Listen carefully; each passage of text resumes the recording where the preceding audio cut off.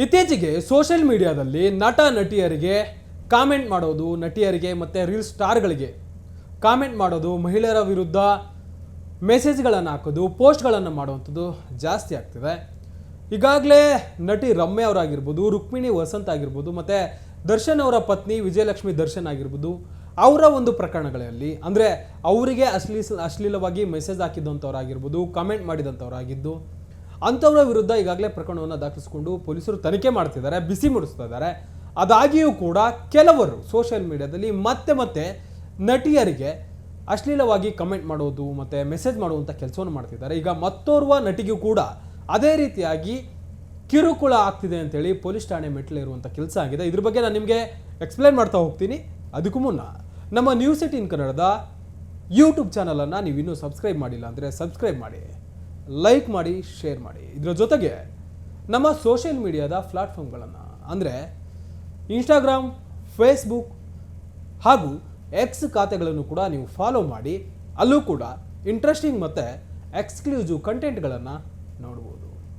ಈಗಾಗಲೇ ಸೋಷಿಯಲ್ ಮೀಡಿಯಾದಲ್ಲಿ ಆಗ್ತಿರುವಂಥ ಬೆಳವಣಿಗೆಗಳನ್ನು ನೀವು ಕೂಡ ನೋಡಿರ್ತೀರ. ಸಾಕಷ್ಟು ಟ್ರೋಲ್ಗಳನ್ನು ನೋಡ್ತಿರ್ತೀರ, ಸಾಕಷ್ಟು ಬ್ಯಾಡ್ ಕಮೆಂಟ್ಗಳನ್ನು ಕೂಡ ನೀವು ನೋಡ್ತಿರ್ತೀರ. ಅಂದರೆ ರೀಲ್ ಸ್ಟಾರ್ಗಳು ಕೆಲವೊಂದಷ್ಟು ಹೆಣ್ಮಕ್ಳು ಹಾಕುವಂಥ ವಿಡಿಯೋಗಳಿಗೆ ಮತ್ತು ನಟ ನಟಿಯರು ಹಾಕುವಂತಹ ವಿಡಿಯೋಗಳಿಗೆ ಕಾಮೆಂಟ್ ಮಾಡುವಂಥದ್ದು, ಎಸ್ಪೆಷಲಿ ನಟಿಯರ ವಿಡಿಯೋಗಳಿಗೆ ಮತ್ತು ಹೆಣ್ಮಕ್ಳು ರೀಲ್ ಸ್ಟಾರ್ಗಳು ಯಾರೆಲ್ಲ ಹೆಣ್ಮಕ್ಳಿದ್ದಾರೆ ಅವರ ವಿಡಿಯೋಗಳಿಗೆ ಟ್ರೋಲ್ ಮಾಡುವಂಥದ್ದಾಗಿರ್ಬೋದು, ಬ್ಯಾಡ್ ಕಮೆಂಟ್ಗಳನ್ನು ಮಾಡೋದಾಗಿರ್ಬೋದು, ಅವರಿಗೆ DM ಮಾಡುವಂಥ ಕೆಲಸವನ್ನು ಅಂದರೆ ಅಶ್ಲೀಲವಾಗಿ ಮೆಸೇಜ್ ಹಾಕುವಂಥ ಕೆಲಸಗಳನ್ನು ಕೂಡ ಒಂದಷ್ಟು ಜನ ಮಾಡ್ತಿದ್ದಾರೆ. ಇಂತಹ ವಿಚಾರಗಳಿಗೆ ಯಾವ ರೀತಿ ಕಾನೂನು ಇದೆ ಅಂತೇಳಿ ಈಗಾಗಲೇ ನಟಿ ರಮ್ಯಾ ಅವರ ಕೇಸ್ನಲ್ಲೂ ಕೂಡ ಪ್ರೂವ್ ಆಗಿದೆ, ರುಕ್ಮಿಣಿ ವಸಂತ್ ಅವರ ಕೇಸ್ನಲ್ಲೂ ಕೂಡ ಪ್ರೂವ್ ಆಗ್ತಿದೆ, ವಿಜಯಲಕ್ಷ್ಮಿ ದರ್ಶನ್ ಅವರ ಕೇಸ್ನಲ್ಲೂ ಕೂಡ ಪ್ರೂವ್ ಆಗ್ತದೆ. ಅಂದರೆ ಈಗ ಕಾಯ್ದೆಗಳು ಕೂಡ IT ಆ್ಯಕ್ಟ್ ಅಡಿ ಅಂದರೆ IT ಆ್ಯಕ್ಟ್ ಅಡಿ ಕೂಡ ಒಂದಷ್ಟು ಕಾಯ್ದೆಗಳಿದ್ದಾವೆ. ಅವರ ಆ ಒಂದು ಕಾಯ್ದೆ ಅಡಿ ಆ ಥರ ಆರೋಪಿಗಳ ವಿರುದ್ಧ ಏನಾದರೂ ಪ್ರಕರಣ ದಾಖಲಾದರೆ ಸಾಕಷ್ಟು ಸೀರಿಯಸ್ ಇದ್ದಾಗೆ.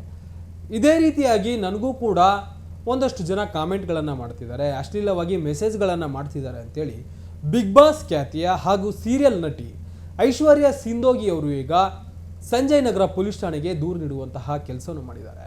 ಐಶ್ವರ್ಯ ಸಿಂಧೋಗಿ ಎಂಬ ನಟಿಯ ಬಗ್ಗೆ ಈಗಾಗಲೇ ನಿಮಗೆ ಗೊತ್ತಿದೆ.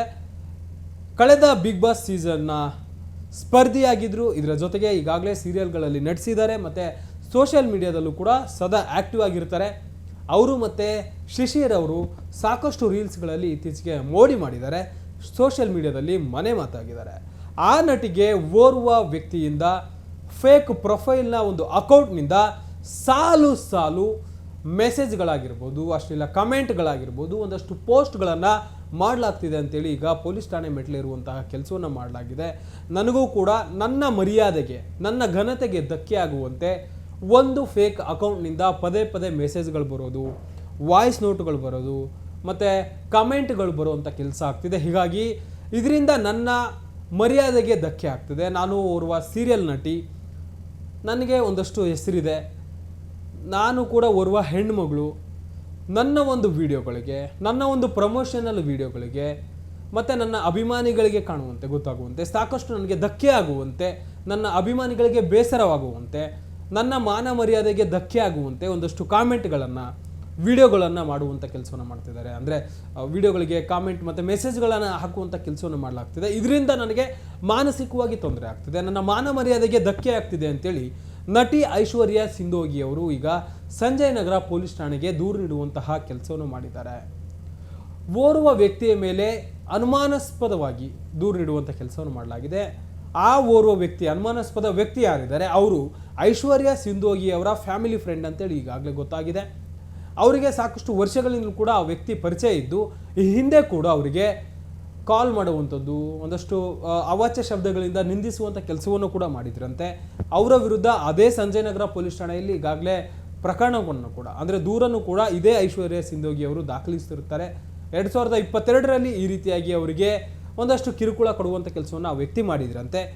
ಅದಾದ ಮೇಲೆ ಗ್ಯಾಪ್ ತೆಗೆದುಕೊಂಡು ಈಗ ಮತ್ತೊಂದು ಫೇಕ್ ಅಕೌಂಟನ್ನು ಕ್ರಿಯೇಟ್ ಮಾಡಿ ಈ ರೀತಿಯಾಗಿ ನನ್ನ ವಿರುದ್ಧ ಒಂದಷ್ಟು ಅಶ್ಲೀಲವಾಗಿ ಮೆಸೇಜ್ಗಳನ್ನು ಮಾಡೋದಾಗಿರ್ಬೋದು, ಕಾಮೆಂಟ್ ಮಾಡೋದಾಗಿರ್ಬೋದು, ನನ್ನ ಮರ್ಯಾದೆಗೆ ಧಕ್ಕೆ ತರುವಂಥ ಕೆಲಸವನ್ನು ಮಾಡ್ತಿದ್ದಾರೆ ಅಂತೇಳಿ ಈಗಾಗಲೇ ಒಂದಷ್ಟು ಆರೋಪಗಳನ್ನು ಮಾಡಿ ಈಗ ಐಶ್ವರ್ಯ ಸಿಂಧೋಗಿ ಅವರು ದೂರು ನೀಡುವಂಥ ಕೆಲಸವನ್ನು ಮಾಡಿದ್ದಾರೆ. ಅದರಲ್ಲೂ ಕೂಡ ಇತ್ತೀಚೆಗೆ ಅವರು ಸೋಷಿಯಲ್ ಮೀಡಿಯಾದಲ್ಲಿ ಒಂದಷ್ಟು ಪ್ರಮೋಷನಲ್ ವಿಡಿಯೋಗಳನ್ನು ಮಾಡೋದಾಗಿರ್ಬೋದು, ಮತ್ತು ಬೇರೆ ಬೇರೆ ನಟರ ಜೊತೆ ಬೇರೆ ಬೇರೆ ಆ್ಯಕ್ಟರ್ಗಳ ಜೊತೆ ಒಂದಷ್ಟು ವಿಡಿಯೋಗಳನ್ನು ರೀಕ್ರಿಯೇಟ್ ಮಾಡಿ ಪೋಸ್ಟ್ ಮಾಡುವಂಥ ಕೆಲಸವನ್ನು ಮಾಡ್ತಿದ್ದಾರೆ.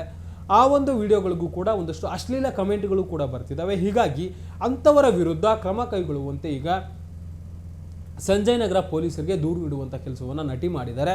ಈಗಾಗಲೇ ಅನುಮಾನಾಸ್ಪದ ವ್ಯಕ್ತಿಗಳ ವಿರುದ್ಧ ಮತ್ತು ಯಾವ ಫೇಕ್ ಅಕೌಂಟ್ ಇದ್ದಾವೆ ಅದಕ್ಕೆ ಸಂಬಂಧಪಟ್ಟಂತೆ ಒಂದಷ್ಟು ದಾಖಲೆಗಳನ್ನು ಕೂಡ ಪೊಲೀಸರಿಗೆ ನೀಡುವಂಥ ಕೆಲಸವನ್ನು ನಟಿ ಐಶ್ವರ್ಯ ಸಿಂಧೋಗಿ ಮಾಡಿದ್ದಾರೆ.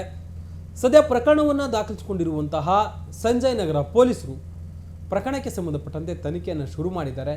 ಆ ಅಕೌಂಟ್ ಯಾರ್ದು, ಯಾರು ಫೇಕ್ ಅಕೌಂಟನ್ನು ಕ್ರಿಯೇಟ್ ಮಾಡಿದ್ದಾರೆ, ಯಾವುದು ಆ ಒಂದು ಮದರ್ ಡಿವೀಸ್ ಇದೆ, ಅಂದರೆ ಯಾವೊಂದು ಮೊಬೈಲಿಂದ ಪೋಸ್ಟ್ಗಳನ್ನು ಮಾಡಲಾಗ್ತಿದೆ, ಅವೆಲ್ಲವನ್ನು ಕೂಡ ಪತ್ತೆ ಹಚ್ಚುವಂಥ ಕೆಲಸವನ್ನು ಮಾಡ್ತಿದ್ದಾರೆ. ಈಗ ಈ ರೀತಿಯಾದಂಥ ಕಮೆಂಟ್ ಮಾಡುವಂಥವರ ವಿರುದ್ಧ ಪೊಲೀಸರು ತೀವ್ರ ತನಿಖೆ ಮಾಡ್ತಿದ್ದಾರೆ. ಸೆಕ್ಷನ್ಗಳನ್ನು ಹಾಕಿ ಆ ಒಂದು ಸೆಕ್ಷನ್ಗಳ ಅಡಿ ಅವರನ್ನು ಬಂಧನ ಮಾಡುವಂಥ ಕೆಲಸವನ್ನು ಮಾಡ್ತಿದ್ದಾರೆ.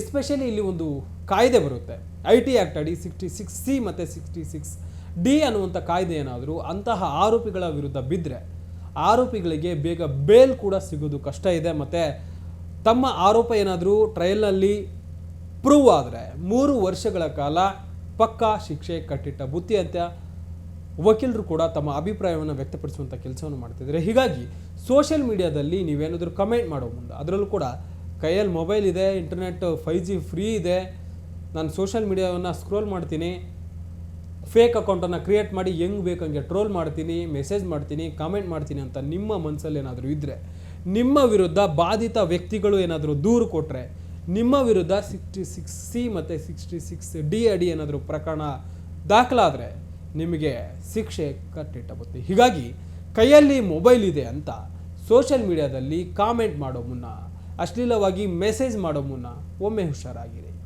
ಹೆಚ್ಚಿನ ಇಂಟ್ರೆಸ್ಟಿಂಗ್ ಕಂಟೆಂಟ್ಗಳಿಗಾಗಿ ನೋಡ್ತಾ ಇರಿ News18 Kannada. Camera person Edwin ಜೊತೆ ಮಾದೇಶ್, ನ್ಯೂಸ್18 ಕನ್ನಡ, ಬೆಂಗಳೂರು. ನಿರ್ಭೀತ, ನಿಷ್ಪಕ್ಷಪಾತ, ವಿಶ್ವಾಸಾರ್ಹ ಸುದ್ದಿಗಳಿಗೆ ಮತ್ತೊಂದು ಹೆಸರಾಗಿರುವ ನ್ಯೂಸ್18 ಕನ್ನಡ ಈಗ ಆಪ್ನಲ್ಲೂ ಲಭ್ಯವಿದೆ. ದಯವಿಟ್ಟು ಇಲ್ಲಿರುವ QR ಕೋಡ್ ಸ್ಕ್ಯಾನ್ ಮಾಡಿಕೊಂಡು ಆಪ್ ಡೌನ್ಲೋಡ್ ಮಾಡೋದಕ್ಕೆ ಮರಿಬೇಡಿ. ನಿಮ್ಮ ಬೆಂಬಲ ಹೀಗೆ ಸದಾ ನಮ್ಮೊಂದಿಗಿರಲಿ. ಧನ್ಯವಾದ.